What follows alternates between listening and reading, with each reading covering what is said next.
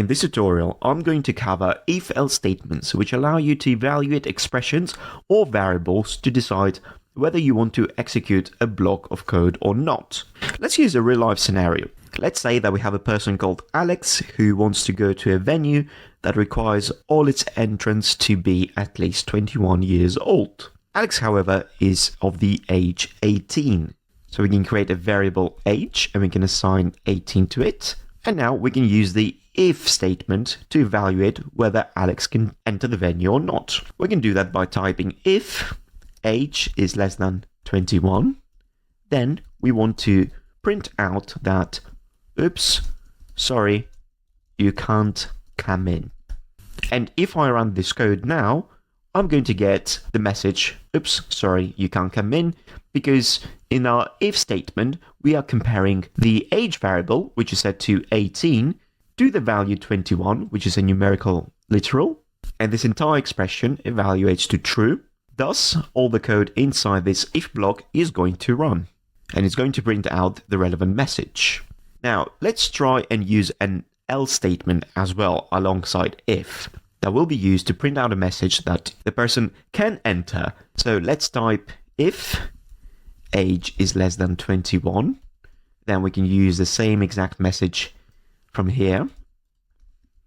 And we can type else.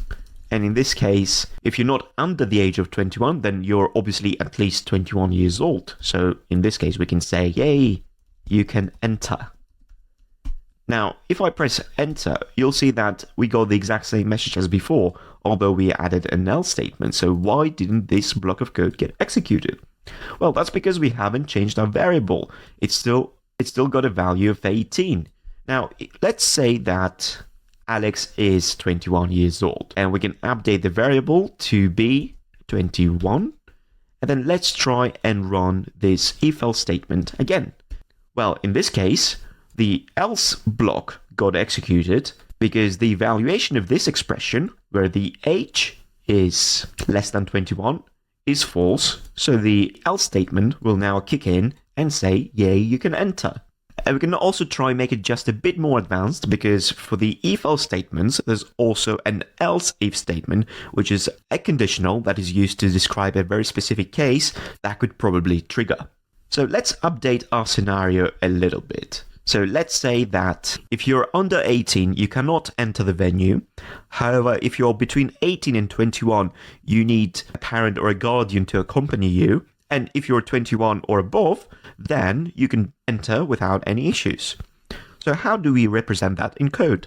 Let's begin with printing out what the age is. The age is 21, and we're going to change this in a few seconds to match all the cases and see what each case gives us back as an output. So I'm going to start with an if statement that is going to check the very first case, which is if age is less than 18, then we are certain that this person cannot enter. You're under 18 years old, you cannot enter. That would be the first case. The second case is where Alex is over 18 years old, but under 21, which means that he's going to need a legal guardian or a parent to accompany him. So we can use an else if statement here, and we can add the comparison as well. So if Alex is at least 18 years old and is less than 21 years old, then in this case, what we want to do is we're going to console log that you need a legal guardian or a parent to come with you. And finally, our else statement, which is going to run at the very end if the first and the second criteria are not met, in which case we have already checked that the age is less than 18 or the age is between 18 and 21. And for this case, it'll be 21 or over. And for the else case, it's going to be 21 or over. We can write that you can enter, no problem. Now we wrote these if-else statements here, and our age is 21. So if I press enter, oops, I think we just made a small mistake here.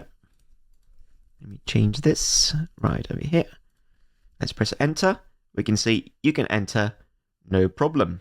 Now, what if Alex's age is 17? We can change the value of the age variable to be 17, and we can rerun the if-else statements, And now we can see that it says you are under 18 years old, you cannot enter. And finally, let's suppose that Alex's age is 19, which should fit within this criteria between the age of 18 and 21.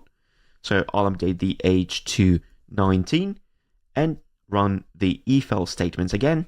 And you can see that it says you need a legal guardian or a parent to come with you.